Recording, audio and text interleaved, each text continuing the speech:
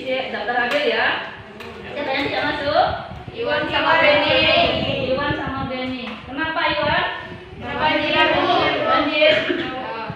Ada yang kena dampak banjir ya? Disyukuri, alhamdulillah. Iwan izin berarti. Yang Benny apa alasannya? Sakit, Bu. Sakit. Sudah berapa hari? 2 hari, Bu. 2 hari. Berarti ya hari ketiga besok coba dijenguk ya. Beneran sakit apa tidak itu? Nanti disampaikan. Oke. Terima kasih. Hari ini kita akan belajar tentang ini. Teks cerita sejarah. Minggu lalu kita sudah belajar apa? Membuat surat lamaran pekerjaan. Masih ingat bagaimana cara membuat lamaran pekerjaan dengan baik dan benar? Masih, Bu. Alhamdulillah. Kalian harus ingat, nanti siapa tahu ada yang tidak berkesempatan untuk melanjutkan ke perguruan tinggi, kalian modalnya sudah bisa membuat surat lamaran pekerjaan dengan baik dan benar. Kita lanjutkan materi kita hari ini, yaitu teks cerita sejarah. Ini ya, Ibu tampilkan di PowerPoint ya.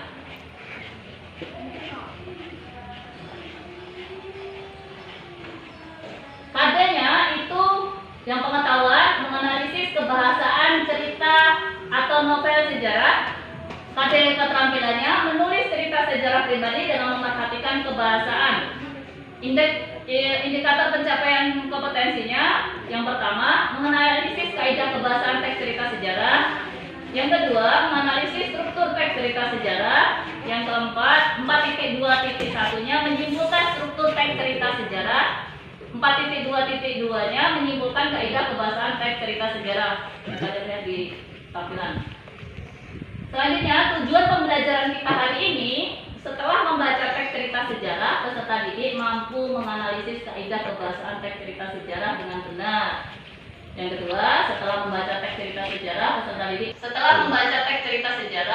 didik mampu menyimpulkan struktur teks cerita sejarah dengan benar. Yang keempat, setelah membaca teks cerita sejarah, peserta didik mampu menyimpulkan kaidah kebahasaan teks cerita sejarah dengan benar.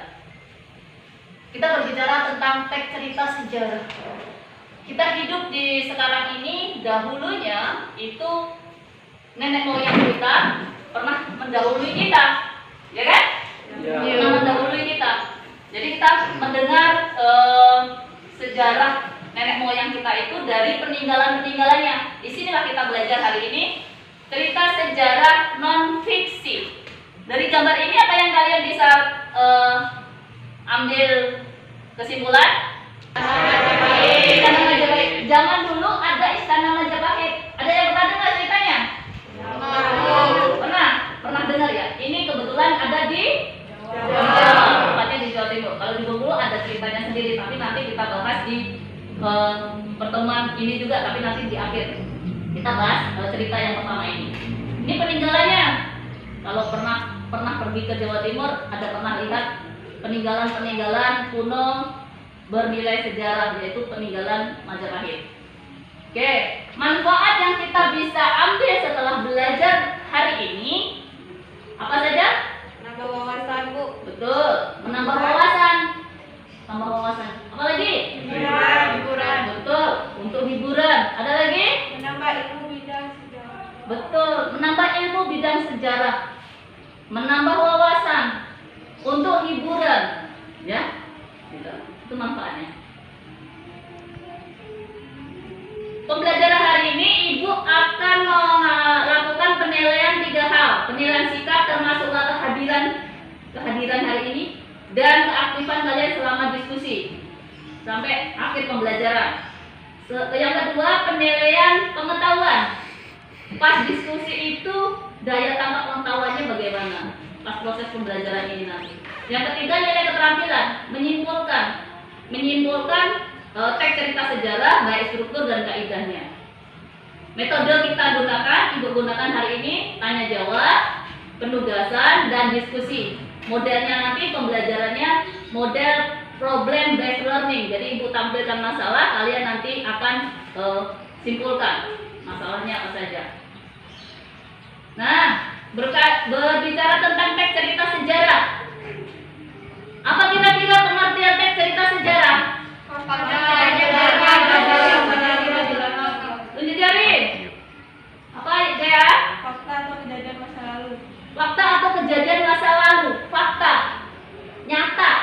terjadi pada masa lalu yang bernilai sejarah terkait dengan struktur dan kaidah kebahasaan tadi kita analisis.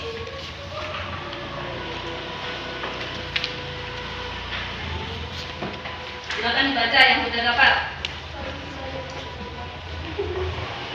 Di buku teks itu juga sudah ada, tapi mungkin kecil. Kata-katanya rapat ya di situ ya. Jadi kamu harus beli bacanya.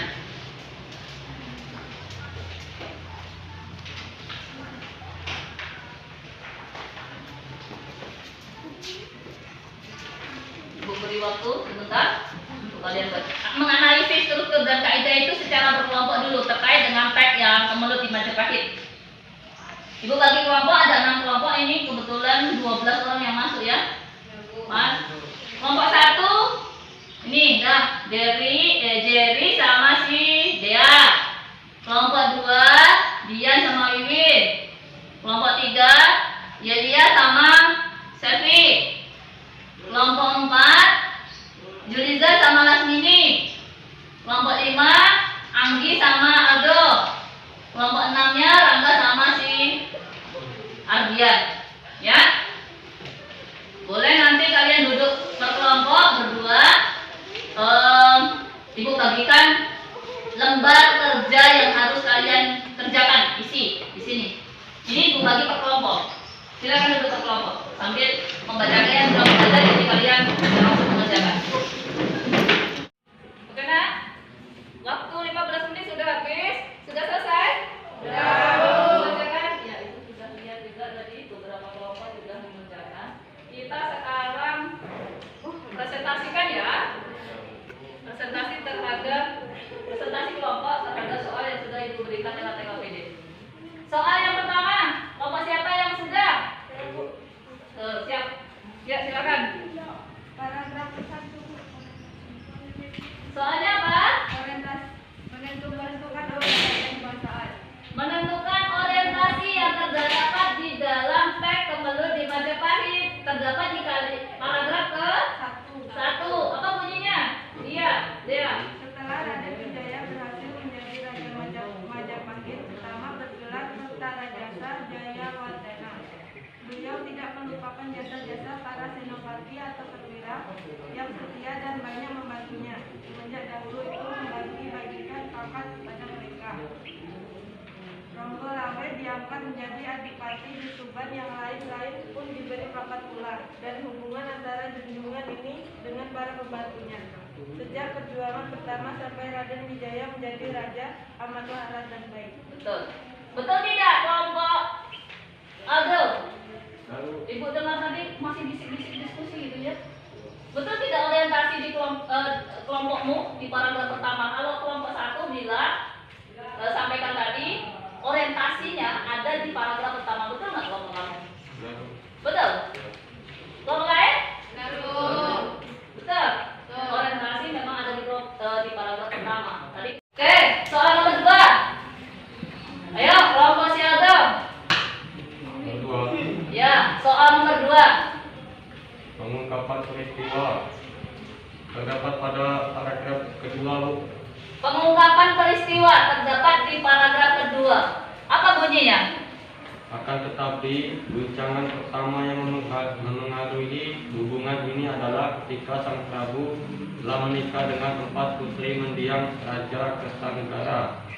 Telah menikah lagi dengan seorang putri dari Melayu. Sebelum putri dari tanah Melayu ini menjadi istrinya yang kelima, Sang Prabu Kertajasa Jayawardhana telah mengawini 10 putri mendiang Raja Kertanegara. Hal ini dilakukannya karena beliau tidak menghendaki adanya endam dan perebutan kekuasaan kelak. Kelompok lain bagaimana? Setuju tidak bahwa paragraf kedua itu adalah pengungkapan peristiwa? Setuju.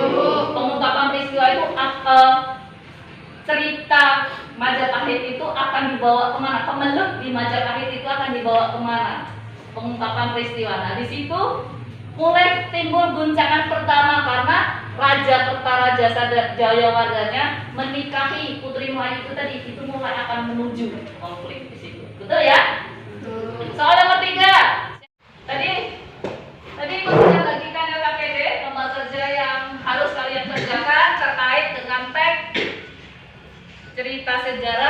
benteng Marlborough. Sudah dikerjakan? Sudah, Bu. Sudah dikerjakan. Oke, kita bahas ya, diskusi. Sudah selesai semua kan? Sudah. Menuju konflik. Selfie. Menuju konflik terletak di paragraf 4, Bu. Keempat, apa bunyinya? Masalah utama yang dihadapi oleh pasukan Inggris di Bengkulu pada masa tersebut adalah jarak yang terlalu jauh dengan pimpinan yang berpusat di London. Permintaan perlengkapan, mesa, dan lain-lain harus melalui pimpinan di London. Pengiriman permohonan dengan kapal pertama yang berlayar ke London yang Berlayar ke London yang membutuhkan sampai 8 bulan. Terus? Tidaklah mengherankan bahwa persediaan beberapa perlengkapan penting di benteng ini sering berada pada tingkat yang mengkhawatirkan. Beberapa perlengkapan utama seperti melsu dibeli dan kapal-kapal dagang yang singgah di Bengkulu. Itu menuju konflik. Kenapa? Bengkulu itu dikuasai oleh Belanda. Semua peralatannya dikirim dari Belanda. Jarak yang jauh, pengiriman barangnya butuh waktu yang lama, sampai 8 bulan disebutkan di situ. Menunggu persenjataannya sampai ke Indonesia sudah diserang negara lain. Karena Indonesia ini termasuk negara kaya, makanya banyak negara lain pengen menguasai. Salah satunya itu tadi Belanda sudah bercokol di Bengkulu. Salah satunya di Bengkulu ini kaya, ya. Oke, betul. Yang puncak konfliknya dari mana? Anggi? Mencari puncak konflik terdapat paragraf ke-9. Ke-9. Ke-8. 8 ke 9. 8. Nah, yang hitungnya yang benar. 8 ke 9. 8. Yang itu teman benar 8 ya. Apa bunyinya, Anggi? Belanda telah terus menguasai benteng Marlborough sampai Perang Dunia Kedua, lalu menyerahkan kepada Jepang yang berhasil menguasai Sumatera. Setelah menyerang Jepang pada sekutu pada tahun 1945, benteng ini kembali dikuasai oleh Belanda. Ya. Jadi ada peperangan di situ. Ya, ada peperangan di Indonesia terkait dengan perebutan kekuasaan, pengen menguasai Bengkulu. Ada Belanda, Inggris, sekutunya pengen menguasai. Oke, puncak konfliknya di situ ada peperangan. Nomor 8. Ada kata kerja material di dalam teks ini? Paragraf keberapa? Ke-1 ada, Bu. Satu ada. Kata apa? Material itu apa? Kata kerja material itu? Kata kerja yang melakukan kegiatan fisik. Betul. Kata apa? Berlayar. Betul dia. Apa lagi? Mendirikan. Mendirikan. Terus? Menyerahkan. Memperbaiki. Membangun. Memperbaiki. Terus? Mewujudkan. Ya. Meningkatkan. Meninggalkan. Memberikan. Memberikan. Menguasai. Menyediakan. Menyediakan. Yang jelas kata kerja material itu kata kerja yang melakukan kegiatan fisik. Banyak sekali kebahasaan. Siapa yang bisa menyimpulkan struktur itu ada apa saja? Faedah kebahasaan ada apa saja? Ardian, ya. Bisa ya? Ya. Kita akan beri kesempatan Ardian, banyak yang bisa. Apa Ardian? Kesimpulannya? Kesimpulannya, menggunakan kalimat bermakna lampau, menggunakan kata yang menyatakan urutan waktu, menggunakan kalimat tak langsung, menggunakan kata kerja mental, menggunakan kata kerja material, menggunakan kalimat langsung, menggunakan kata sifat untuk menggambarkan tokoh, tempat, atau peristiwa. Itu yang disebut Ardian tadi, itu bagian dari apa, Nak? Faedah Ardian tadi langsung menyebutkan, tapi tidak memberikan judulnya. kaidah kebahasaan itu ada 7. Itu yang disampaikan si Adrian tadi. Ya, 1 apa? Menggunakan kalimat yang bermakna.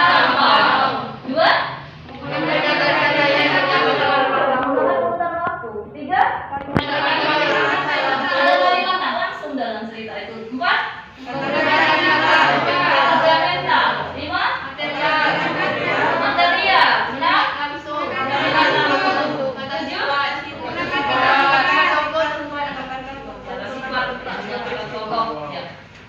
itu kaidah kebahasaan dalam teks cerita sejarah ada 7.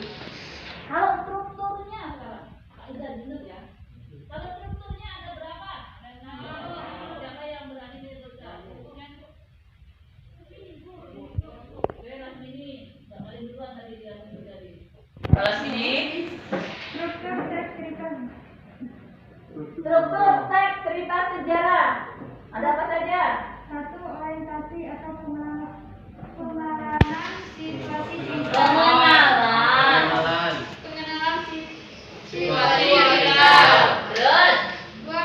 Penguapan peristiwa. pengungkapan. 3, Menuju konflik. ya. 4. Puncak konflik. 5, 5. Penyelesaian. 6. Wadah. ya. Ulang, yuk. Struktur teks cerita sejarah. 1,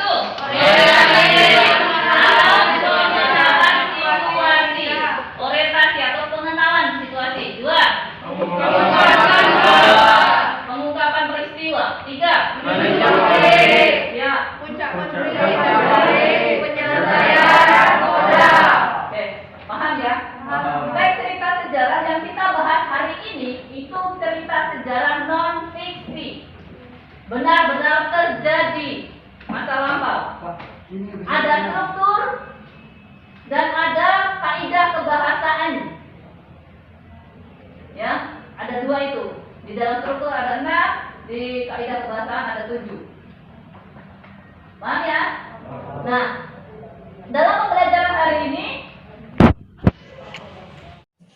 oke, kita tadi sudah bahas teks cerita sejarah ya, baik Benteng Marlborough dan Kebelet di Majapahit. Senang dengan pembelajaran hari ini? Model pembelajarannya PBL dengan tanya jawab, diskusi dan penugasan? Senang? Untuk pembelajaran minggu depan itu kita akan membandingkan 2 teks non fiksi dan fiksi. Yang sekarang ini sudah kita bahas, harusnya kalian masih ingat tentang apa aja ini. Teks itu banyak ya. Ini sebagai salah satu contoh aja 2 itu tadi, Kemelut dan Benteng Marlborough. Di Indonesia ini banyak sekali kejadian-kejadian nyata. Kalian bisa lihat di buku-buku sejarah ataupun di internet bisa saja. Di pulau-pulau, tiap pulau yang ada di Indonesia ini banyak sekali kejadian-kejadian nyata. Nah, nanti minggu depan membandingkan teks cerita sejarah fiksi dan non fiksi. Sama kaidah kebahasaan dan struktur. Mungkin itu saja yang bisa Ibu sampaikan hari ini. Mohon maaf bila ada kata-kata yang salah. Terima kasih atas waktunya. Tetap selalu jaga kesehatan. Jangan lupa belajar dan sukses untuk kalian. Terima kasih. Wabillahi taufiq wal hidayah. Assalamualaikum warahmatullahi wabarakatuh.